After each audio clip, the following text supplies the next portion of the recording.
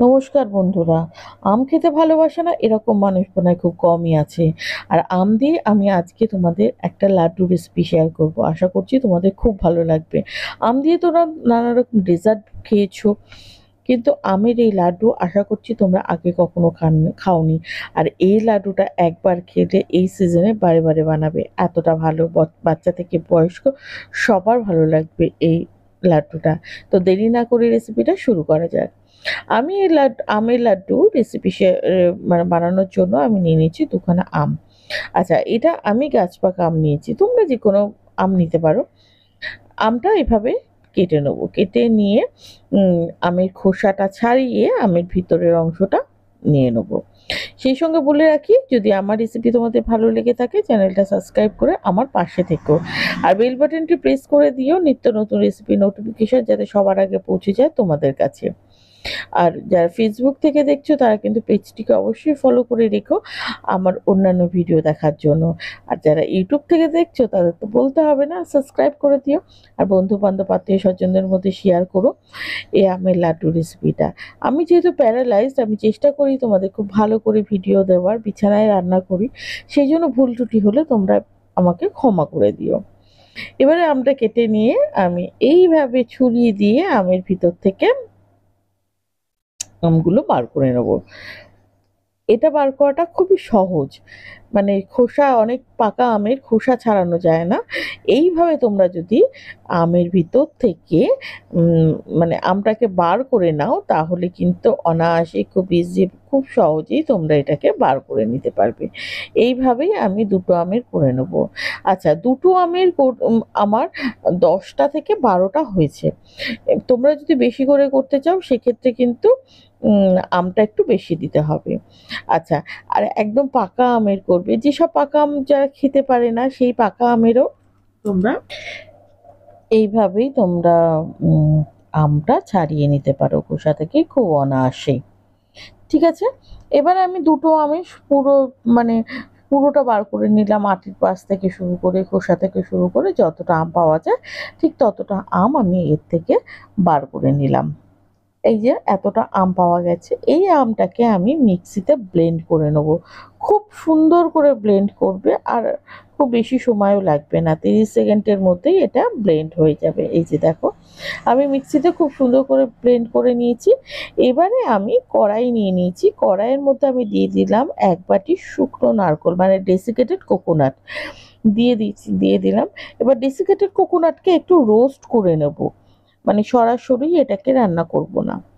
একটু কিছুক্ষণ পরে দেখবে যে একটু লালচে লালচে হয়ে এসছে, তখন ভাববে যে এটা রোস্ট করাটা হয়ে গেছে। আর আর এত সুন্দর গন্ধ বেরোবে, সেটাতেই তোমরা বুঝতে পারবে রোস্ট হয়ে গেছে। এই যে দেখো আমার রোস্ট হয়ে গেছে করা।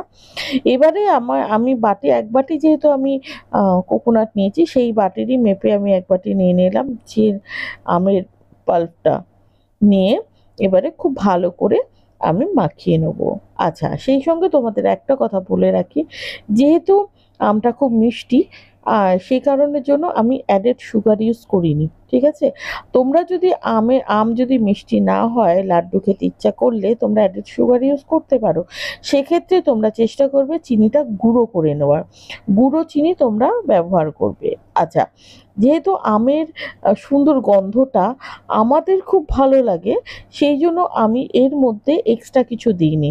মানে তোমরা চাইলে এর মধ্যে এলাচ গুঁড়োও দিতে পারো যারা আমের গন্ধ পছন্দ করো না। কিছুক্ষণ করে নিলাম, নিয়ে হাত দিয়ে এরকম দেখে নিলাম যে লাড্ডুর শেপে আসছে কিনা। যখন দেখবে লাড্ডুর শেপে চলে এসছে তখন গ্যাসটাকে অফ করে দেবে। আচ্ছা, অনেকে তোমরা চাইলে এর মধ্যে কনডেন্স মিল্ক দিতে পারো, গুঁড়ো দুধ দিতে পারো। কিন্তু কিছুই যদি না থাকে তোমরা এভাবেও করতে পারো। এভাবে তোমাদের এত ভালো লাগবে টেস্ট, মানে মুহূর্তের মধ্যে যে কটা লাড্ডু করবে সে কটা লাড্ডু শেষ হয়ে যাবে। এত ভালো। আর ডায়াবেটিসরা কিন্তু নিশ্চিন্তে খেতে পারবে, কারণ এর মধ্যে আমি কোনো সুগার ইউজ করিনি। এই যে দেখো, এবার নাড়তে নাড়তে যে দেখবে এক জায়গায় চলে এসছে। যেহেতু নারকোল থেকেও তেল ছাড়ে, এটা এক জায়গায় আসতে কোনো অসুবিধা হবে না। আর তা আমি একটু ঠান্ডা করে নিয়ে একটা থালায় নিয়ে একটু হাত দিয়ে মেখে নেবো। এই যে দেখতেই পাচ্ছ, আর যেহেতু নারকোলের তেলের জন্য কিন্তু মাখতে বা এক্সট্রা ঘি তোমাদের ইউজ করতে হবে না। তবে যদি মনে করো তোমরা দিতে পারো, কিন্তু কোনো প্রয়োজনই নেই এক্সট্রা কোনো ঘি দেওয়ার। এবারে এখান থেকে ছোট ছোট একটা লাড্ডুর শেপ করে নেবো। এই যে দেখতে পাচ্ছ, এরকম হাত দিয়ে চেপে চেপে একটা শেপ, লাড্ডু শেপ তোমরা সাইজ ছোট বড় যে কোনো কিছু করে নিতে পারো। এই যে আমার হয়ে গেছে। আর আমি দেখেছো কোনো ঘি ইউজ করিনি, নারকোলের তেলে হাতে কতটা তেল তেল হয়ে গেছে। একটা জায়গায় ডেসিকেটেড কোকোনাট আরেকটু নিয়ে রেখেছি। এবারে এই লাড্ডুটাকে কোকোনাটের মধ্যে কোট করে নেব। দেখো,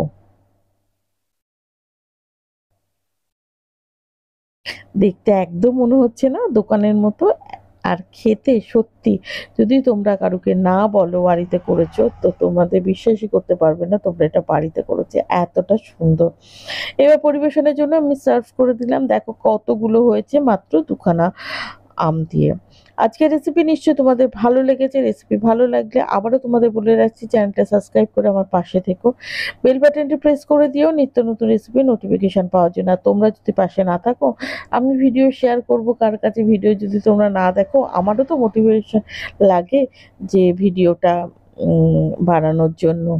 এবার তোমাদের আমি ভেঙে দেখাচ্ছি যে লাড্ডুর ভিতরটা ঠিক কতটা হয়েছে, কতটা সফট আর কতটা সুন্দর। দেখো, দেখেই লোভ হচ্ছে না? আজকেই চটপট বানিয়ে ফেলো তোমাদের এই রেসিপিটা। আজকের মতো টাটা, দেখা হচ্ছে তোমাদের সঙ্গে নেক্সট ভিডিওতে।